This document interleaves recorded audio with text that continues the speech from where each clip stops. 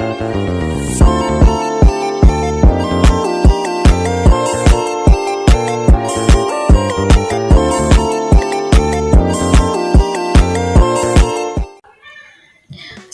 warahmatullahi wabarakatuh. Halo semuanya, perkenalkan nama saya Nurlina, NIM 2461201025. Baik, pada kesempatan kali ini saya akan membahas mengenai penilaian surat berharga dari tugas manajemen keuangan. Baik, yang pertama, apa sih itu penilaian surat berharga?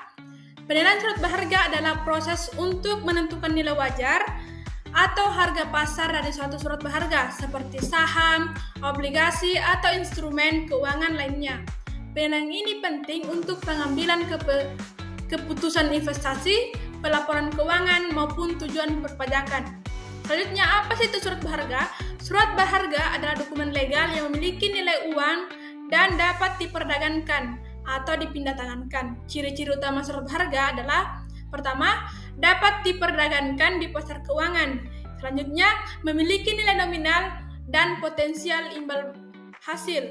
Terakhir yaitu menjadi instrumen untuk investasi, pendanaan, dan jaminan hukum.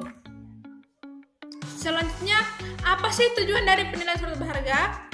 Yaitu yang pertama, menentukan nilai wajar agar harga investasi tidak terlalu tinggi, overload, atau tidak terlalu rendah, undervalued.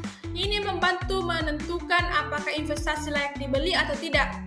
Yang kedua, membantu pengambilan keputusan investasi yang rasional, tidak hanya berdasarkan emosi atau tren pasar. Yang ketiga, yaitu menilai risiko dan imbal hasil, sehingga investor dapat memperkirakan apakah potensi keuntungan sebanding dengan risikonya. Yang terakhir, yaitu memenuhi kewajiban pelaporan, baik dalam pelaporan keuangan, perpajakan, maupun pengawasan pasar modal. Penilaian yang akurat mendukung transparansi dan akuntabilitas. Selanjutnya yaitu jenis-jenis surat berharga. Jenis-jenis surat berharga yang pertama adalah saham.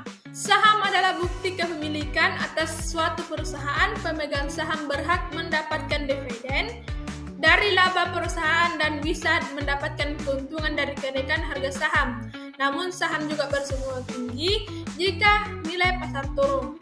Yang kedua yaitu obligasi.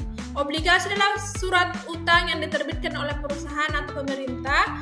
Investor yang membeli obligasi akan menerima pembayaran bunga secara berkala dan pokok pada saat jatuh tempo.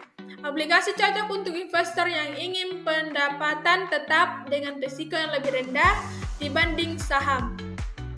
Yang ketiga yaitu surat berharga komersial atau SBK. Biasanya diterbitkan oleh perusahaan untuk memenuhi kebutuhan pendanaan jangka pendek. Jangka waktunya pendek, seringkali kurang dari 1 tahun, dan diperdagangkan antara perusahaan dan investor institusi. Yang terakhir yaitu reksadana. Reksadana adalah wadah investasi kolektif. Dana dari banyak investor dikumpulkan dan dikelola oleh manajer investasi untuk dibalikan surat berharga. Investor tidak membeli saham atau obligasi langsung, tetapi berpartisipasi dalam portofolio yang dikelola profesional. Selanjutnya yaitu metode penilaian. Yang pertama yaitu penilaian obligasi.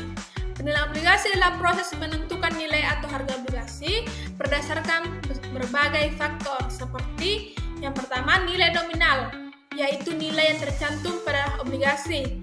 Selanjutnya, kupon, yaitu bunga yang dibayarkan secara periodik.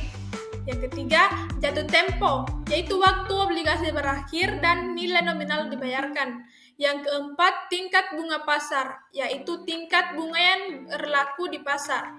Yang kelima, yaitu risiko kredit, yaitu kemungkinan penerbit obligasi gagal bayar.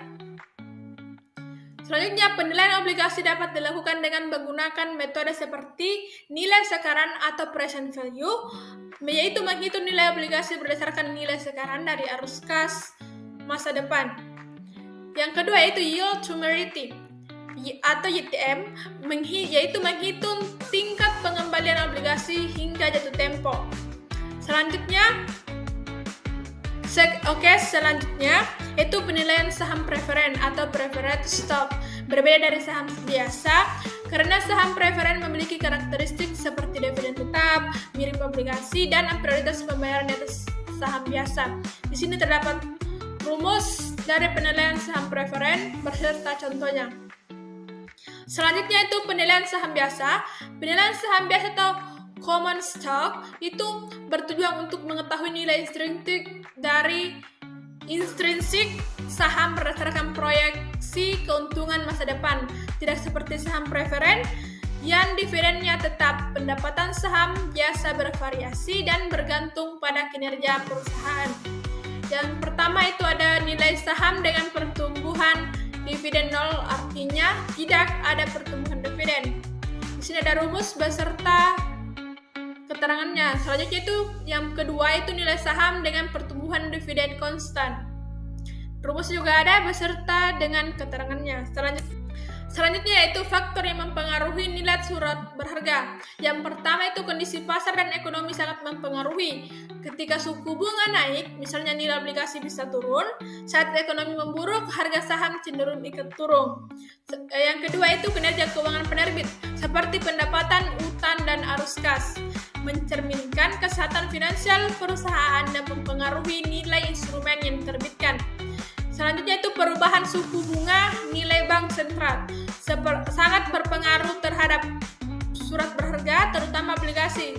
Kenaikan suku bunga menurunkan nilai obligasi yang telah beredar. Selanjutnya itu risiko kredit. Adalah kemungkinan penerbit gagal membayar kewajibannya. Semakin tinggi risikonya, semakin rendah nilai surat berharga tersebut. Oke, yang terakhir yaitu kesimpulan. Penilaian surat berharga bukan hanya soal menghitung angka, tetapi memahami keseluruhan konteks ekonomi, pasar, dan karakteristik instrumen itu sendiri. Investor yang cermat akan menggunakan berbagai metode penilaian untuk seimbang dengan penilaian yang akurat, baik individu maupun institusi, baik mengelola portofolio investasi dan lebih baik